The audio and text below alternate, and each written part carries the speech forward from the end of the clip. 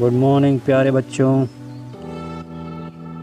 इसके पहले हम लोगों ने डिस्टेंस टाइम ग्राफ पढ़ा था और आई होप आप लोगों को वो अच्छी तरीके से समझ में आ गया होगा।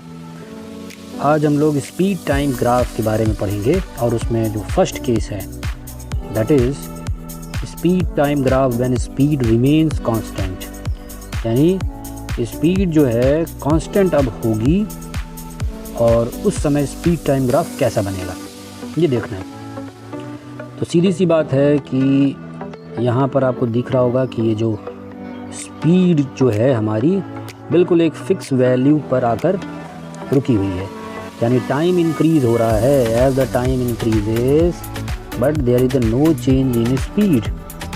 ओके, तो ये जो स्ट्रेट लाइन है that is the graph of speed with respect to time. Okay, तो हम कह सकते हैं कि एक यूनिफॉर्म स्पीड के लिए जो ग्राफ होगा वो एक straight line parallel to the time axis होगा, राइट, बिकॉज स्पीड जो है हमारी किस एक्सिस पर है, वाई एक्सिस पर, और जो टाइम है हमारा एक्स एक्सिस पर है।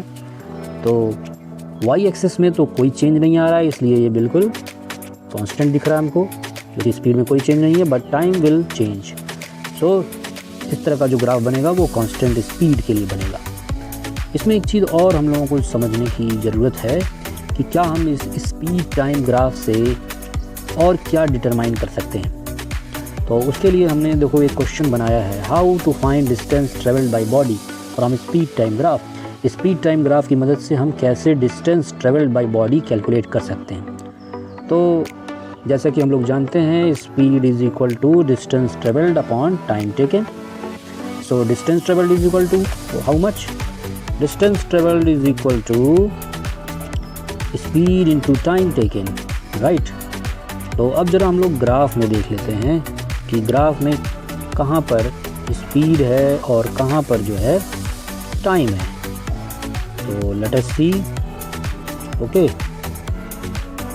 तो यहाँ पे देखते हैं हमने क्या किया है कि ये जो कांस्टेंट स्पीड की जो लाइन आ रही है वहाँ पर हमने एक पॉइंट बी मान लिया है और यहाँ से हमने एक परपेंडिकुलर ड्रॉ किया है टाइम एक्सिस पर। ओके, यहाँ पे दिख रहा होगा this is the perpendicular, right. So ये परपेंडिकुलर जो हमने ड्रॉ किया है is it parallel to the speed axis? Yes, जो ये सी बी है ये हमारा ए ओ के पैरेलल है, राइट। सो ये हमारा स्पीड को रिप्रेजेंट कर रहा है। दूसरी तरफ ये जो ओ सी है, ये ओ सी हमारे टाइम एक्सिस है, तो ये हमारा टाइम को रिप्रेजेंट करेगा, राइट। तो यहाँ पर हम लोग देख सकते हैं कि डिस्टेंस ट्रेवल जो होता है वो स्पीड इनटू टाइम। अगर हम यहाँ पर देखें ग्राफ में तो ओ ए जो है वो स्पीड को रिप्रेजेंट कर रहा है, राइट। तो स्पीड को रिप्रेजेंट कर रहा है, तो हम कह सकते हैं कि ओ ए हमारा स्पीड हो गया और टाइम क्या हो गया, ओ सी हमारा टाइम को रिप्रेजेंट कर रहा है, ठीक है। तो O A into O C that is the distance travelled. But if you see ये हमारा एक रेक्टेंगल है और इस रेक्टेंगल का एरिया अगर हम निकालें तो वो भी आएगा ओ A into O C. So O A into O सी ये एरिया ऑफ द रेक्टेंगल है, और इसका मतलब क्या हुआ कि अगर हम ग्राफ का एरिया निकाल लें, यानी speed time graph the area enclose by speed time curve and time axis, अगर हम उसका एरिया निकाल लेते हैं तो वो हमें distance travel by the body देगा।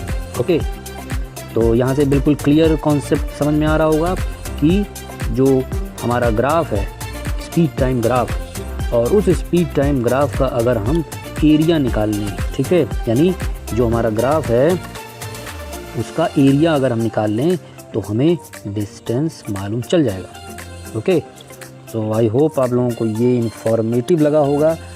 तो फिर मिलते हैं कुछ नए टॉपिक के साथ, ठीक है। डाउट के लिए आप कमेंट बॉक्स में मेंशन करेंगे। फिर मिलेंगे, goodbye and take care.